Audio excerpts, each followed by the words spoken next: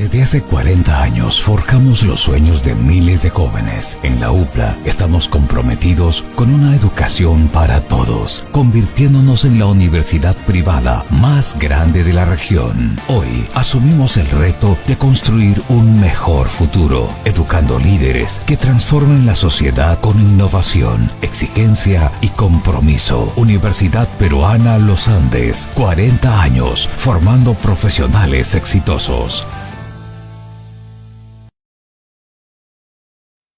Tengan todos muy buenos días y bienvenidos a Cátedra UPLA 2023. Actividades académicas que venimos desarrollando en el marco de nuestra celebración por los 40 años de creación institucional de nuestra universidad. Ponencias tanto nacionales e internacionales. La ponencia del día de hoy tiene por título El cambio climático y su influencia en los glaciares tropicales. Esto va a estar a cargo del doctor Daniel Martínez Castro, quien ya se encuentra conectado con nosotros y por supuesto en breve le estaremos cediendo la palabra. Queremos recordar, por favor, a todo el público que se está conectando a esta transmisión. Vamos a estar compartiendo un enlace en la descripción de esta transmisión para que puedan registrar sus datos y puedan obtener una certificación gratuita. Asimismo, si tienen alguna duda, alguna inquietud respecto al desarrollo de este tema, lo pueden escribir de manera interna o también a través de los comentarios de esta transmisión. Y bien, como lo volvemos a repetir, el tema es el cambio climático y su influencia en los glaciares tropicales. Esto está a cargo del doctor Daniel Martínez Castro, quien es director encargado de la Dirección de Información y Gestión del Conocimiento del Instituto Nacional de Investigación en Glaciares y Ecosistemas de Montaña. Esto está ubicado en Huaraz, el departamento de Ancash. El doctor ya está con nosotros. Doctor Daniel, bienvenido. Le cedo la palabra para que pueda desarrollar este importante tema. Adelante. Bueno, ¿la pantalla se ve ahora?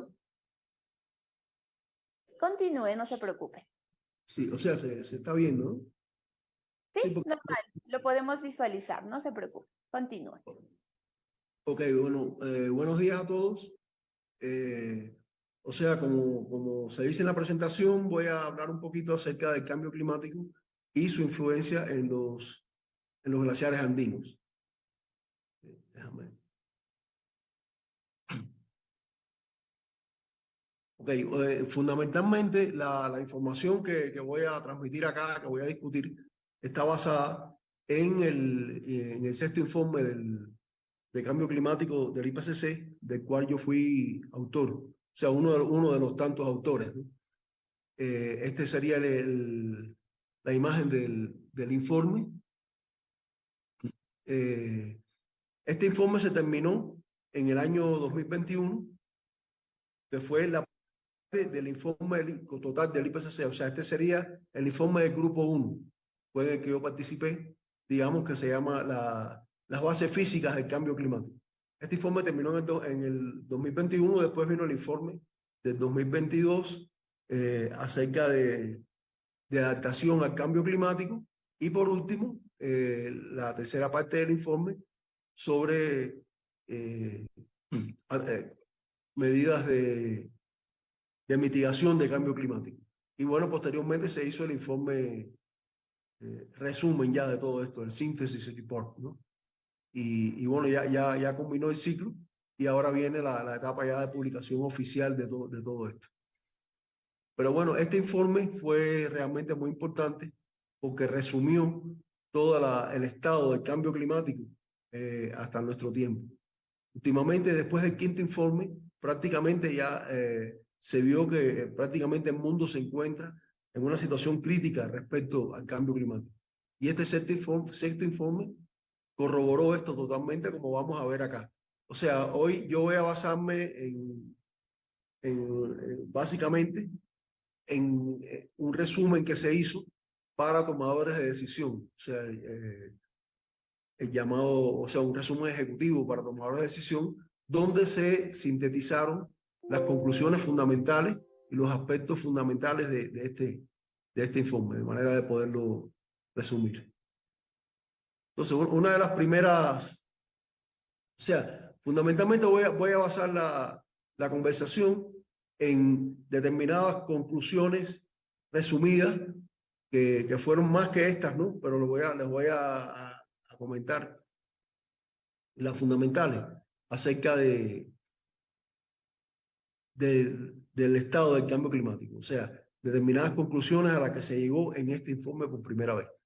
Digamos, lo primero que se dice es, o sea, que se puede resumir del informe, es que los cambios recientes en el clima global no tienen precedentes en los últimos miles de años. O sea, que están ocurriendo cambios en el clima que no han ocurrido en los últimos miles de años. Son generalizados rápidos y se intensifican constantemente. Entonces, otro digamos, las conclusiones, resumen a que se ha arribado, es que es indiscutible que las actividades humanas están causando el cambio climático. O sea, que el cambio climático se debe a actividades humanas. Y esto es indiscutible. Esto es primera vez que se afirma de manera tan categórica, dando lugar a fenómenos climáticos extremos, incluyendo olas de calor, lluvias intensas y sequías más frecuentes y severas. O sea que la mayoría de los eventos que están ocurriendo, los eventos extremos que están ocurriendo en los últimos años, incluso después del 2021, se han intensificado estos fenómenos, específicamente en la zona del Perú, se deben fundamentalmente a actividades humanas. Entonces, un poco estas son conclusiones, ¿no? Pero yo les voy a mostrar acá en qué se basan estas conclusiones. O sea, que son conclusiones, digamos, que se pueden argumentar de manera totalmente científica e indiscutible. O sea, que la influencia humana, digamos, se ha medido, ¿no? Que ha calentado el clima a una tasa sin precedentes en los últimos 2000 años. Esta es una de las figuras. O sea, nosotros vamos a poner acá las figuras de este informe resumen para tomadores de decisión que se desarrolló después del informe del Grupo 1. Y este es el gráfico de la temperatura superficial global relativa de 1850 a 1900, o sea, los cambios de temperatura superficial global. Aquí, por ejemplo, vemos que en este gráfico se muestra desde el cambio en todo el milenio, ¿no? Por ejemplo, desde el año 1 hasta esta etapa que estábamos hablando. De acá se ve, por ejemplo, que estos son los cambios en la temperatura superficial y global. O sea, superficial global, que en base a medidas decadales, ¿no? O sea, no es la temperatura anual, sino en la temperatura media decadal en todo el milenio. Ha sido reconstruida desde el año 1 hasta el año 2000 y observada desde 1850 hasta o sea, reconstruida desde el año 1 hasta 1850 y de ahí en adelante observada. O sea que de acá se ve de la figura que, por ejemplo, durante todo el milenio prácticamente hubo etapas claramente de incremento y decremento de temperatura. Constantemente ha estado variando todos los años o todas las décadas, no es igual el comportamiento de la temperatura. Sin embargo, hubo una etapa incluso, que es la etapa esta llamada de pequeña edad de hielo, donde la temperatura fue disminuyendo por factores ajenos al hombre, ¿no? Factores naturales. Y, o sea, si fuéramos a etapas incluso anteriores, veríamos que hay etapas incluso también de muy bajas temperaturas. Sin embargo, en la etapa esta de 1850 al 2020 se ve que hay un incremento anormal totalmente. Es la parte derecha de este gráfico de la izquierda, ¿no? Si estamos en el gráfico de la izquierda, bueno, la parte derecha muestra que hay un incremento muy rápido, que no tiene precedentes en toda la historia del milenio. Y acá se muestra a mano, o sea, a la izquierda una barra donde las variaciones de temperatura, o sea, la variación total de temperatura que hubo en los últimos 100.000 años. Incluso en los últimos 100.000 años que hubo etapas de calentamiento global natural, no se llega a los extremos que se está llegando ya en esta última etapa analizada. Entonces, en la parte B del gráfico, o sea, en el gráfico B, en la parte de la derecha, mostramos este pedacito, el pedacito crítico este que vemos que se muestra acá, con más detalle, ¿no? Entonces aquí se muestra, primero, una modelización utilizando modelos climáticos globales del clima en los últimos, en toda la etapa esta de 1850, que se considera que hasta aquí fue aproximadamente natural el cambio del clima y donde empieza ya la influencia de la influencia humana a través de las emisiones de gases de efecto invernadero. Entonces se ve que, digamos, se hacen dos simulaciones. Una simulación que tiene, digamos, que tiene en cuenta solamente factores naturales, sin incluir en el modelo los gases de efecto invernadero. Y otra simulación que incluye en el modelo los gases de efecto invernadero, que es esta que tiene fondo medio rosado, o sea, como rosa claro, ¿no?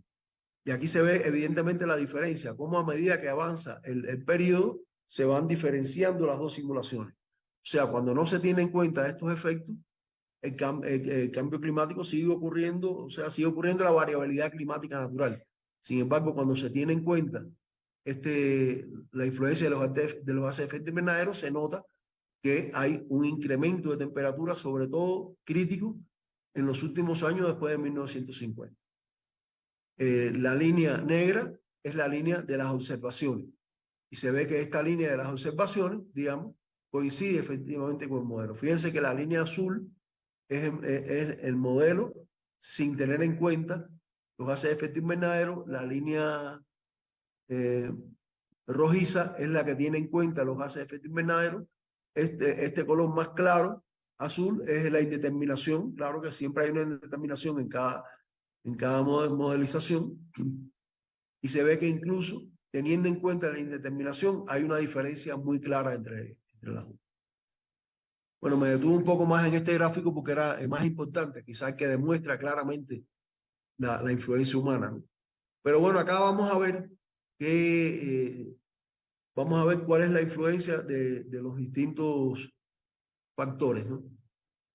Digamos, el calentamiento observado desde el calentamiento observado está impulsado por las emisiones de las actividades humanas en gases de efecto invernadero. Pero esto está parcialmente enmascarado por los aerosoles también. O sea, los gases de efecto invernadero, digamos, son los que... Este es el calentamiento observado como tal. Perdón, en la gráfica de la izquierda, ¿no? Se muestra, y esta barrita muestra la indeterminación. Sin embargo, si después hacemos un análisis de la influencia de los diferentes factores, vemos que en el gráfico de la derecha se muestra la influencia humana total, que es la primera barra, igual que la azul que estaba en el otro gráfico. Sin embargo, al lado tenemos la contribución a este calentamiento. Fíjense que en el eje tenemos la grado centígrado. Al lado tenemos la influencia del calentamiento de los gases de efecto invernadero como tal. Los gases de efecto invernadero son gases que producen que el calor que emite la Tierra no pueda salir totalmente al espacio, o sea, que ellos reemiten calor en dirección contraria. Y por otra parte hay otros impulsos que también tienen que ver con otros impulsores o otras contribuciones humanas que fundamentalmente están basadas en los aerosoles que tienen una influencia de enfriamiento. O sea que en resumen, producto de los gases de efecto invernadero, vemos que habría un incremento hasta este momento de 1.5 grados respecto a la temperatura media global. Sin embargo, hay aproximadamente un poco menos de medio grado de enfriamiento producido por los aerosoles, y entonces como resultado queda aproximadamente el 1.1 grado de calentamiento global que existe en estos momentos, aunque está incrementándose de año en año. Esta es la situación. Acá este gráfico, sobre todo vamos a ver el gráfico de la derecha, es el que muestra la contribución de los diferentes gases de efecto invernadero. O sea, como les decía, todos los gases de efecto invernadero, digamos, la característica que tienen es que estos gases están en la atmósfera y cuando en la atmósfera normalmente debe haber un equilibrio radiativo, o sea, entra radiación solar, atraviesa la atmósfera y la Tierra se calienta y emite radiación de onda larga, ¿no? Entonces, estos gases de efecto invernadero, esta radiación de onda larga, una parte de ella la capturan y la reemiten. Entonces, al reemitirla, calientan la superficie terrestre. Y bueno, acá están las contribuciones de los diferentes gases de efecto invernadero que son los más importantes, ¿no? Primero, el CO2 es el que más contribuye. Después está el metano, después está el óxido nitroso, el N2O, y después, bueno, también los halógenos. Aunque hay nitratos que un poco disminuyen el efecto y los sulfatos fundamentalmente disminuyen mucho el efecto, que son aerosoles. Y hay, bueno, hay otros factores, incluyendo el carbono negro, del que les voy a hablar más adelante, que tienen influencia directamente en el calentamiento. O sea que estos de acá, que están en la primera llave, son los gases de efecto invernadero o los que contribuyen a la química de los gases de efecto invernadero. Y estos de la derecha contribuyen a cambios en los aerosoles fundamentalmente. Entonces, bueno, hasta acá se ha visto cuál es el mecanismo, ¿no?, que hace que estas primeras aseveraciones de que hablamos del informe del IPCC se corroboren. Por otra parte, se dice que a menos que se produzcan reducciones de las concentraciones de gases de efecto invernadero de forma inmediata, rápida y a gran escala, va a ser imposible limitar a 1.5 el calentamiento global. Esta es otra de las conclusiones. ¿Por qué 1.5? 1.5 grados fue el límite que se estableció ya en el informe, en un informe anterior que se dedicó específicamente a esto, a estudiar cuál va a ser el incremento de temperatura global que el planeta puede soportar. Entonces, en estos momentos ya les decía que hay un 1.1 de incremento aproximadamente respecto a la época preindustrial esta que se puso como referencia en 1850. Sin embargo, un informe que se hizo algunos años antes, creo que fue en el 2017 o 2018, salió que precisamente 1.5 grados centígrados es la temperatura a la cual los cambios que se van a producir serían soportables por el planeta y el planeta se podría recuperar totalmente. Entonces, ya en este momento, en el informe del año, el sexto informe, se determinó que es necesario producir reducciones drásticas de los gases de efecto invernadero inmediatas, rápidamente y a gran escala. Si no, va a ser imposible alcanzar esa meta, ¿no?, de que a finales del siglo haya un incremento de temperatura inferior o igual a 1.5 grados Celsius. O sea, si seguimos por el camino que vamos, realmente con las políticas actuales no se va a poder llegar a ese límite y el planeta va a sobrepasar esto. Vamos a ver las consecuencias que pudiera tener eso. Pero bueno, acá se ve, por ejemplo, cuál es el cambio, cómo ha sido el cambio de temperatura, de la temperatura superficial global respecto a esta etapa, ¿no?, de 1850 a 1900, que es la que le llamamos periodo preindustrial. Y cómo va a evolucionar esto hasta fin de siglo, ¿no?, hasta el año 2100 aproximadamente. Para esto se aplican de nuevo los llamados modelos climáticos globales, que habíamos visto ya en la primera diapositiva. O sea que estos modelos climáticos globales, para aplicarlos hasta el momento actual se corren con datos. Sin embargo, para poder conocer cuál va a ser la evolución del clima futuro, estos modelos hay que correrlos con lo que se llaman escenarios climáticos. O sea que hasta el momento actual, que digamos aquí se pone como en 2015, ¿no? El modelo tiene una salida que responde a los datos que se le dan. Sin embargo, cuando llegamos, que en este momento sería el 2023, ¿no?, si queremos saber del 2023 en adelante, digamos, cómo va a evolucionar el clima, entonces habría que hacer suposiciones de cuáles van a ser las concentraciones de gases de efecto invernadero. Y para poder saber cuáles van a ser estas concentraciones, o sea, no hay manera de saberlo a ciencia cierta, ¿no? Entonces, ¿qué es lo que se ha desarrollado? Los llamados escenarios climáticos. Hasta este momento ha habido en las diferentes etapas de evaluación del IPCC diferentes familias de escenarios climáticos. En estos momentos son los escenarios que se utilizaron en este informe, son escenarios bastante desarrollados que tienen en cuenta las condiciones socioeconómicas del mundo en general, ¿no? Y son muchos escenarios realmente diferentes, porque hay escenarios que tienen en cuenta más el desarrollo social, otros el desarrollo económico, otros el ahorro de gases de efecto invernadero, o sea, la mitigación de las emisiones de los gases de efecto invernadero, y así, ¿no? No tengo tiempo para hablar ahora en detalle de estos escenarios, pero bueno, en general son diferentes escenarios que se pueden presentar, que describe la incertidumbre intrínseca de este proceso. Entonces, entre estos, los escenarios más favorables son escenarios en los cuales hay una gran mitigación en el mundo, un esfuerzo extraordinario para limitar los gases de efecto invernadero. Son el caso del SCP 1.9 y el SCP-1 2.6, por ejemplo. Hay escenarios que son intermedios, como el SCP-2 4.5. Y escenarios, digamos, ya extremos, o sea, en los cuales prácticamente hay pocas medidas o no son suficientes las medidas de mitigación de los gases de efecto invernadero, que son, por ejemplo, acá el SCP-3 7.0 y el SCP-5 8.5, que es un escenario extremo ya, muy extremo, el cual es difícil que se cumpla, puesto que ya algunas medidas se están adoptando para mitigar el cambio climático a nivel global. Pero bueno, este sería el escenario extremo. O sea que los escenarios van desde la mejor situación, que es el SCP-1 1.9, hasta el escenario extremo SCP-5 8.5.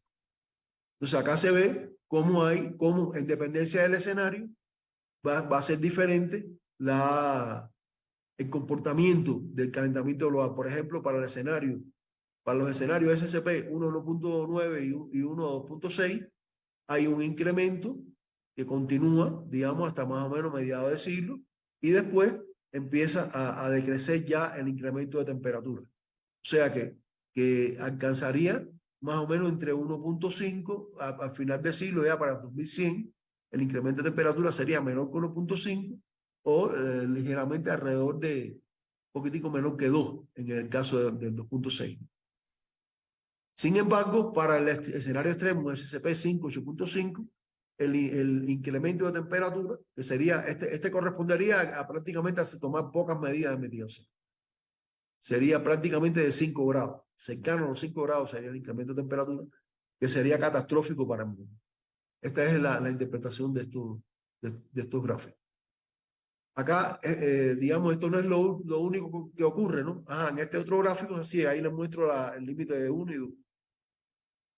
En este otro gráfico se muestra, por ejemplo, que no es solo el incremento de temperatura como tal, porque va a ser calor, sino que este incremento de temperatura va a dar lugar a toda una serie de desequilibrios en el mundo que van a desestabilizar totalmente el planeta.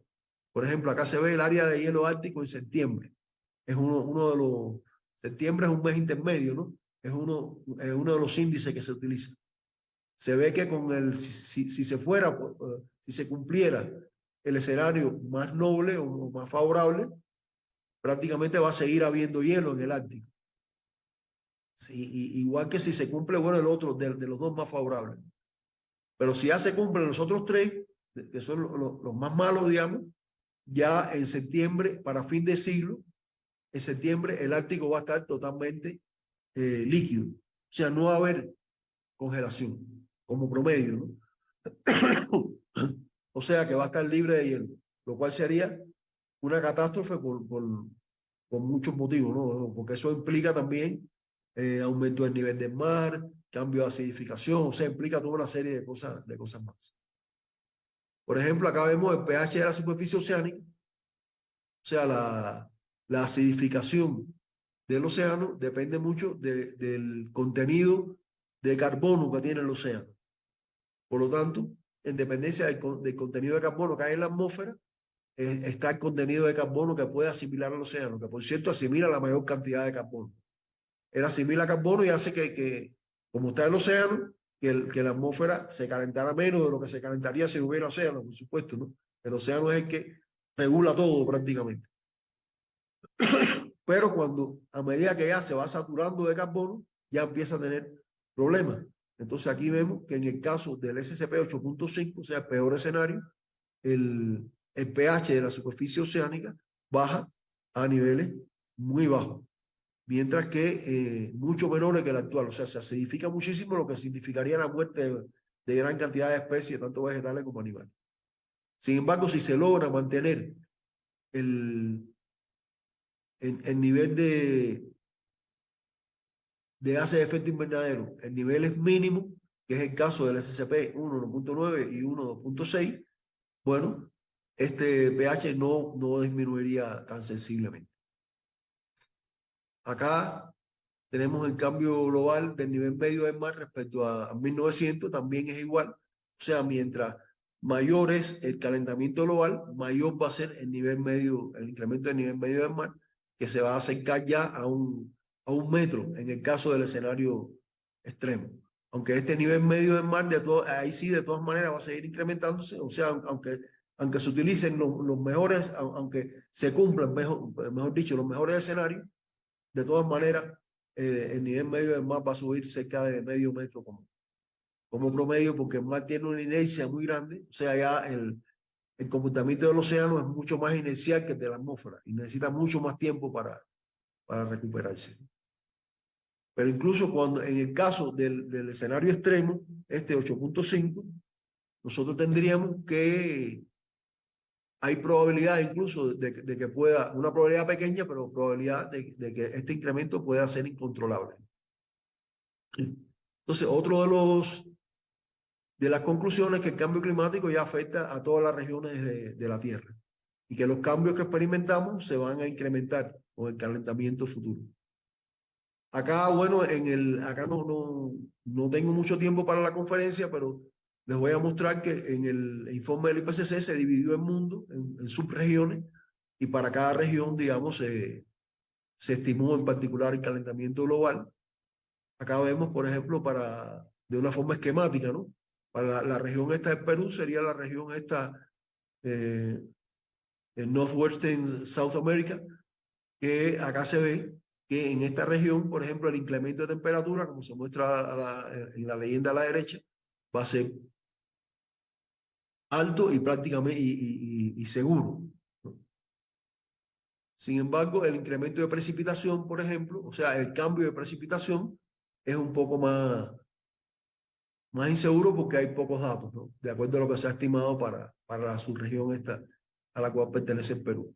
Me voy a detener un momentico más en este gráfico, que es el gráfico que muestra los cambios que se proyectan para Centro y Suramérica, para la zona de Centro y Suramérica, para diferentes niveles de calentamiento global. O sea, como ya vimos anteriormente, en dependencia del escenario que se cumpla, el nivel de calentamiento global, los diferentes niveles de calentamiento global van a ocurrir antes o después.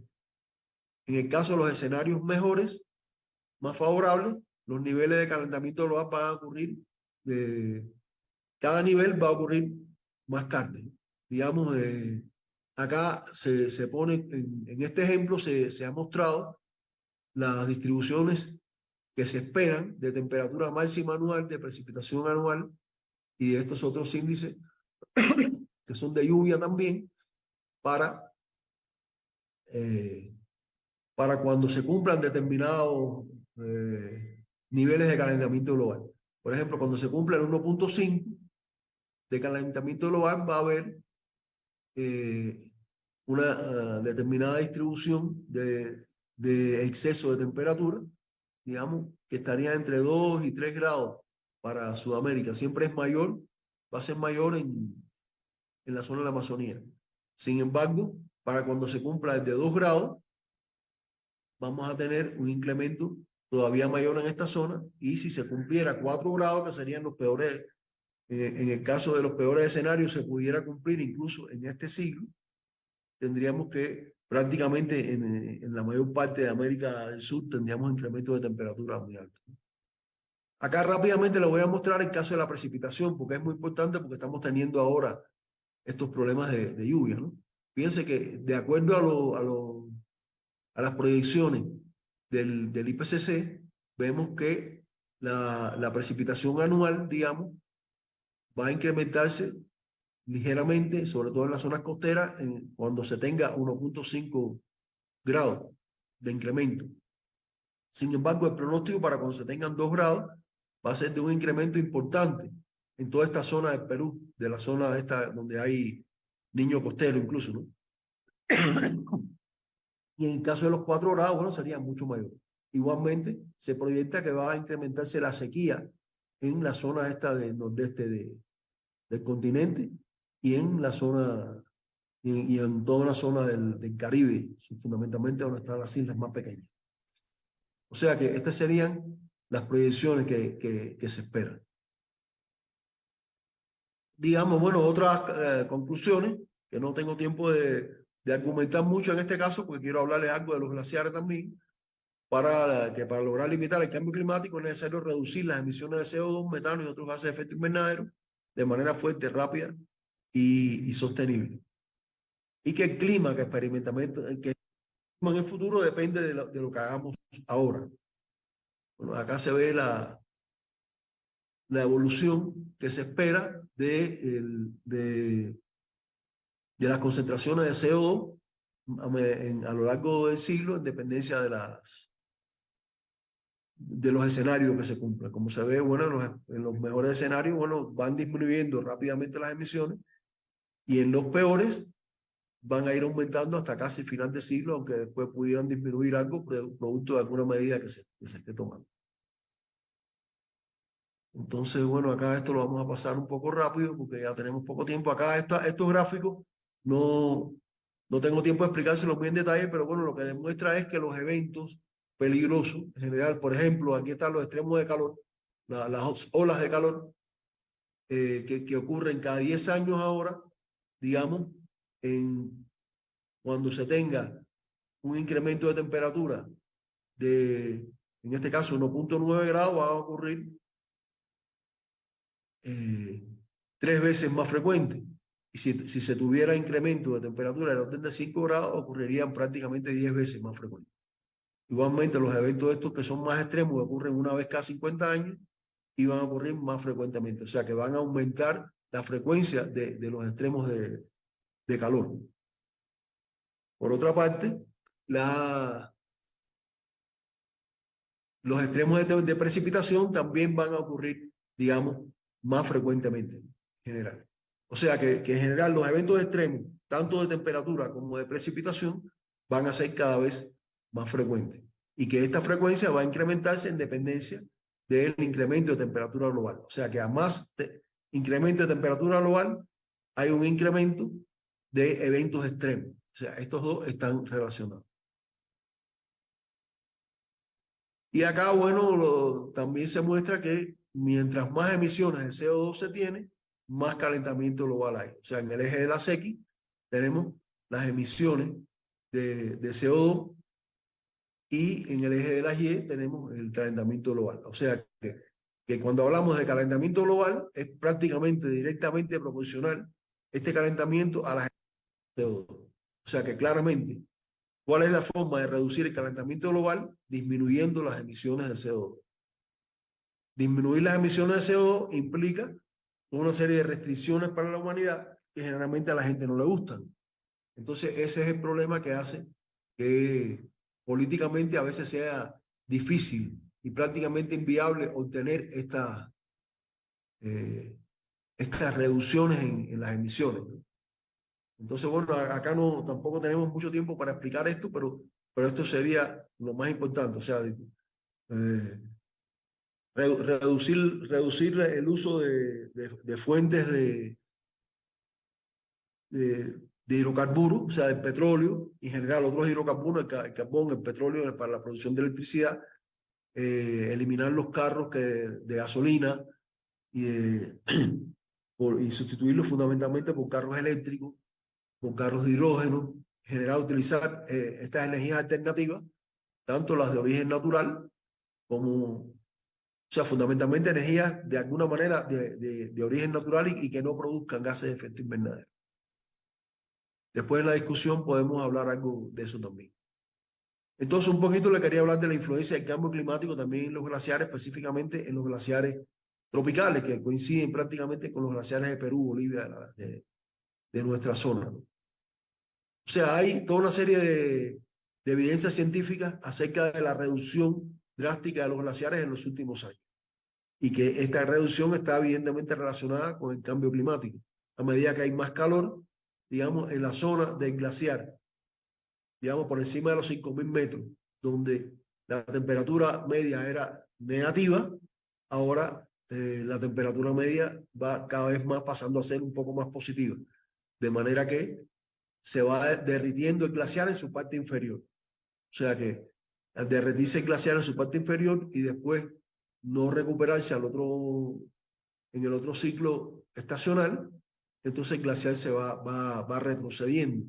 Acá se ve, por ejemplo, 8 cambios en la superficie de 8 glaciares tropicales bolivianos. Estos glaciares bolivianos, bueno, acá se ve cómo cada glaciar responde un poco diferente, porque depende no solo de los cambios de temperatura, sino depende de la precipitación, del viento, de otros factores. Sin embargo, se ve que desde 1650 estos glaciares han ido lentamente disminuyendo. Primero hasta 1750 prácticamente se mantuvieron igual y después a partir de ahí fueron disminuyendo lentamente, pero a partir de 1970 se ve que la disminución se hizo prácticamente muy rápida, ¿no? Mucho más rápida que antes. Se vio una diferencia de que hay un efecto ahí acumulativo, que los glaciares fueron perdiendo superficie constantemente. Y muy rápido ya después de la década del 70. Acá se ven varios ejemplos de glaciares en el mundo. Acá están los Andes bolivianos, por acá está en el este de África, el segundo, y el tercero en el norte de Australia. Como este fenómeno ha sido global. O sea, todos los glaciares, en general mundiales, han ido disminuyendo fíjense que acá se ve muy claramente, por los colores, cómo era el glaciar, digamos, en el año 1986 y cómo es el glaciar en el año 2015 y prácticamente ahora, ¿no? Quizás esté más pequeño todavía. O sea que, perdón, en todo el mundo han ido disminuyendo la superficie de los glaciares.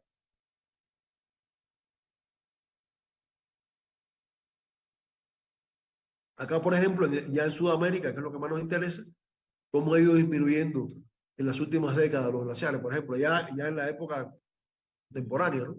Desde 1990, por ejemplo, en Perú tenía 1.743 kilómetros cuadrados de glaciares y en este momento tiene 1.025. Igualmente, por ejemplo, Bolivia igualmente ha disminuido, incluso todavía más que Perú. En el caso, por ejemplo, de Venezuela, prácticamente ya en este momento no tiene glaciares, no tiene nada de glaciares ya. Y mientras, bueno, en todos los países ha ido disminuyendo de manera muy drástica.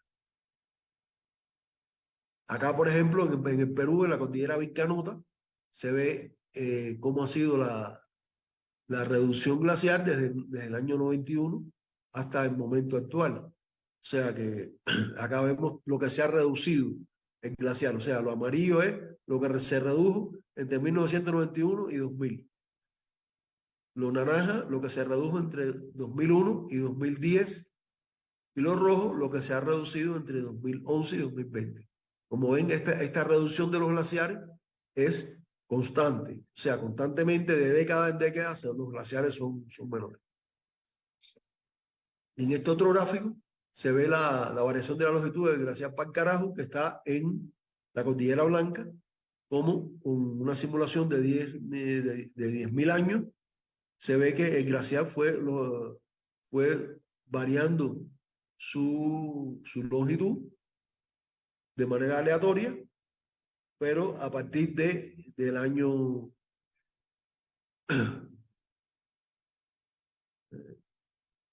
o sea, a partir de 1880, que es lo que aparece acá en azul, de 1880 a 1940, esta fue la disminución drástica que tuvo el glaciar, pero mucho más drástica es si se calcula entre 1880 y 2019, que es la la línea esta un poco naranja marrón ahí que se ve al final. O sea que evidentemente en los últimos años, en el último, en la última etapa esta del siglo XX, los glaciares disminuyeron enormemente, bueno, y ya como vimos últimamente, en los últimos años ya, en las últimas décadas, ha disminuido más rápido todavía. Esto se debe a el aumento que ha habido en el nivel de congelación. Acá vemos el nivel de congelación en la Cordillera Blanca, cómo ha ido variando, porque varía, hay años caliente y años fríos, pero como promedio, el incremento de temperatura se ve que tiene como consecuencia un incremento de la altitud del nivel de congelación. O sea que cada vez está como promedio más alto el nivel de congelación. Y al estar cada vez más alto el nivel de congelación, esto es lo que nos da como consecuencia esta disminución del área de los glaciares. Acá en general vemos otro gráfico también que nos muestra algo similar, el cambio de la masa anual global de los glaciares, de un grupo de glaciares de referencia que hay en el mundo. Entonces acá vemos desde 1950 hasta el 2020 cómo estos glaciares de referencia en general han disminuido su masa. Ya aquí no es en área, sino en masa. Han disminuido su masa. Aunque hay algunos años en particular que ocurría que había incremento de masa, ¿no? Años muy fríos, años con mucha precipitación de tipo nieve.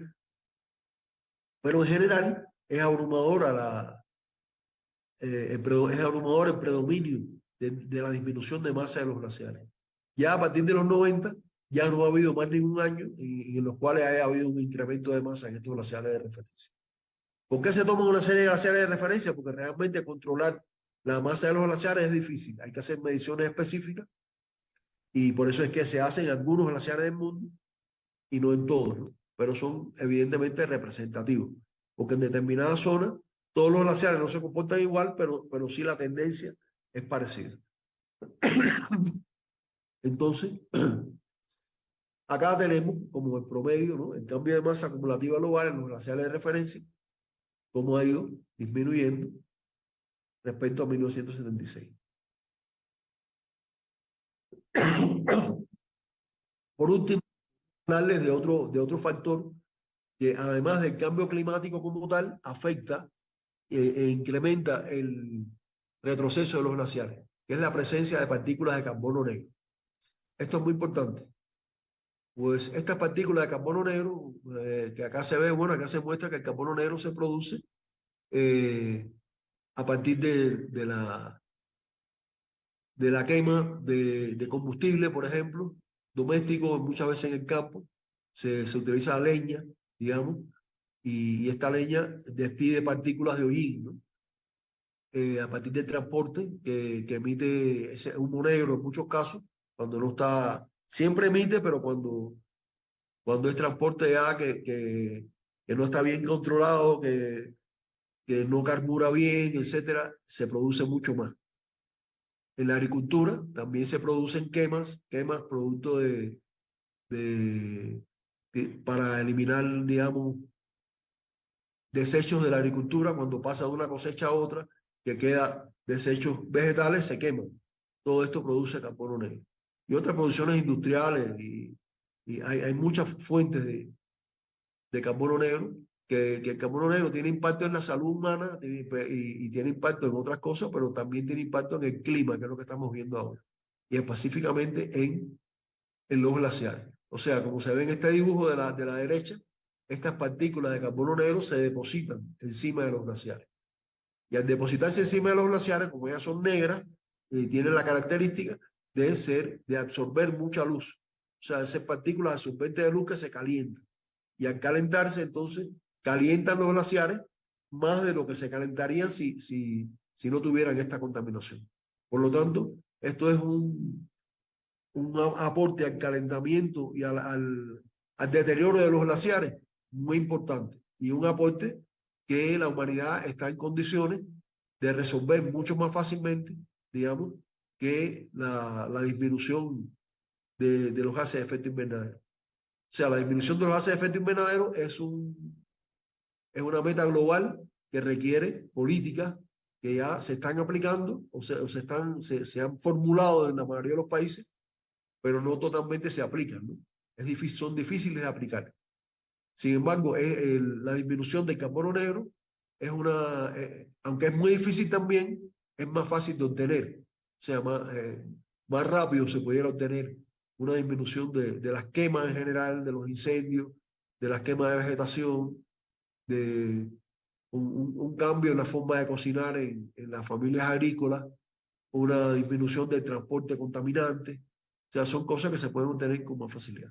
Acá, por ejemplo, se ve este gráfico, es imponente, se ve cómo es el efecto que ocurre producto de carbono negro en la nieve en general, ¿no? Cada vez que cae una partícula de carbono negro en la nieve, como se calienta, derrite toda la nieve que hay alrededor, y entonces el carbono negro se deposita ahí, y de manera que continúa constantemente cada vez que le da el sol, calentando la nieve, bueno, hasta que en un momento determinado se diluye. Pero constantemente está cayendo este carbono negro y es un proceso que es continuo. Entonces, bueno, le doy las gracias por escucharme en esta conversación, y un poco quisiera escucharlos a ustedes también, si tienen dudas, preguntas, observaciones. Gracias. Doctor Daniel, muchísimas gracias por la exposición de este tema. Y sí, efectivamente, hemos estado recopilando algunas inquietudes. Vamos con la primera pregunta. Nos dice, ¿qué procesos naturales han modificado el clima del planeta en el pasado?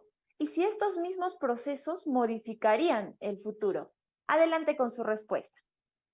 Bueno, hay procesos naturales que, independientemente de que el hombre exista o no exista, el clima cambia.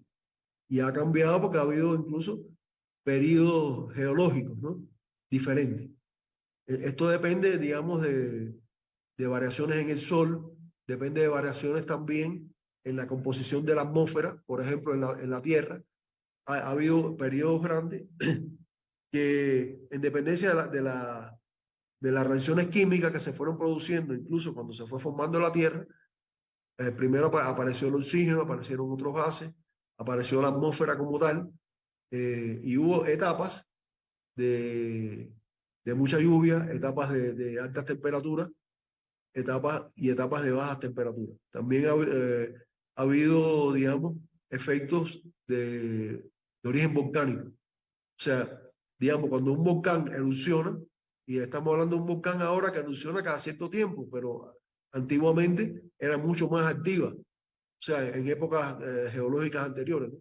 La evolución, o sea, la acción de estos volcanes y en general la acción geológica era mucho más activa.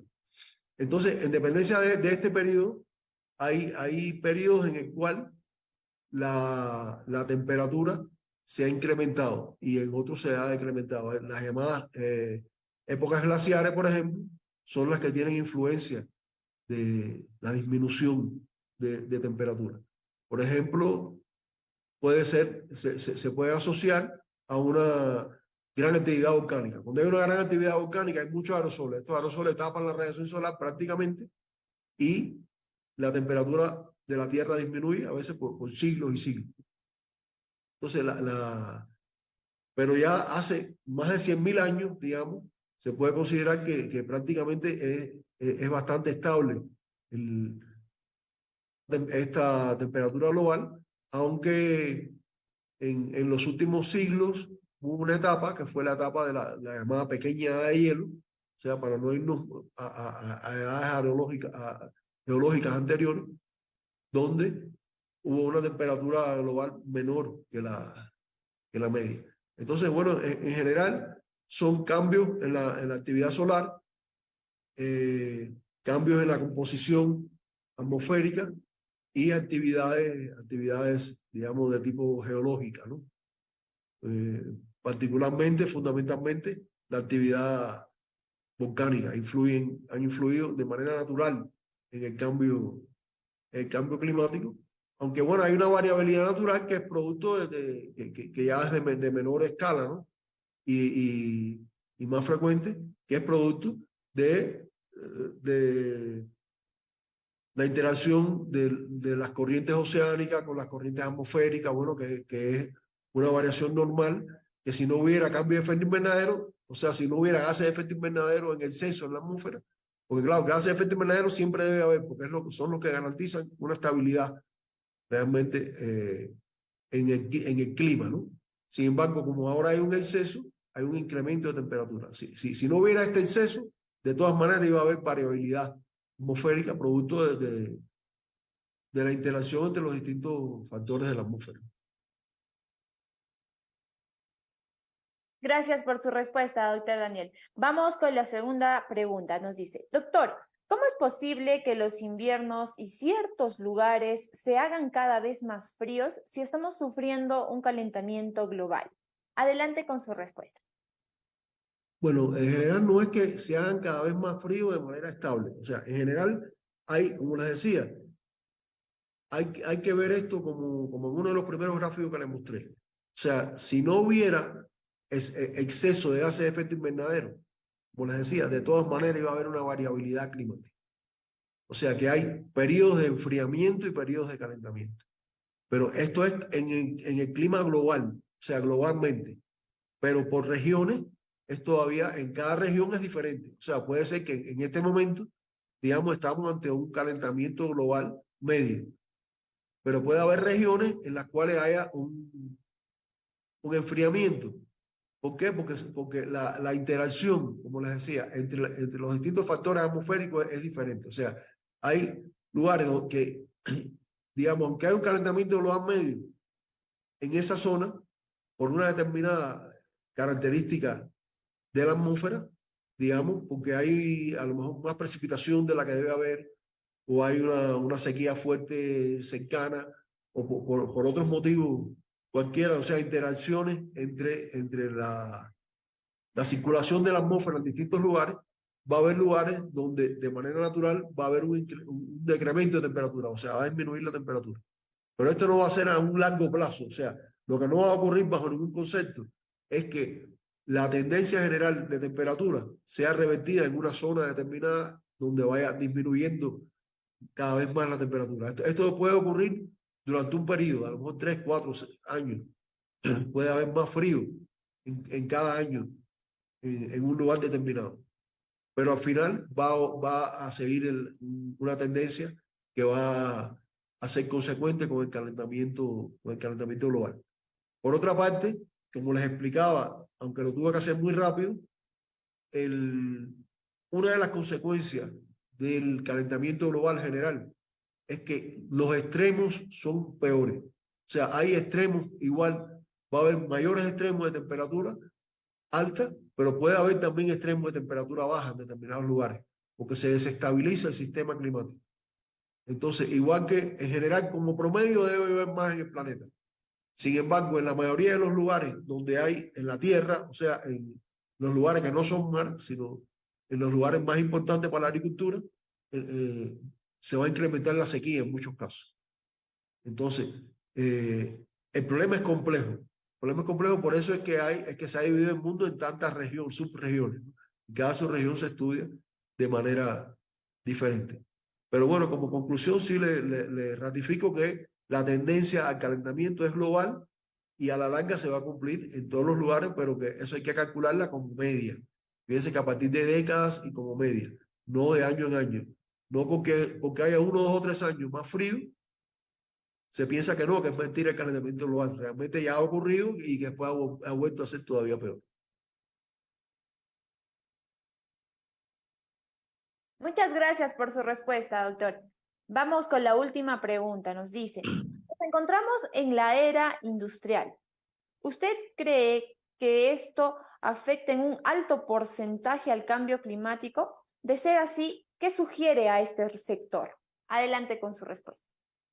Claro, claro que afecta. Precisamente eso es lo que hemos visto en la conferencia, ¿no? Precisamente la llamada era industrial. Claro, depende de cómo se defina.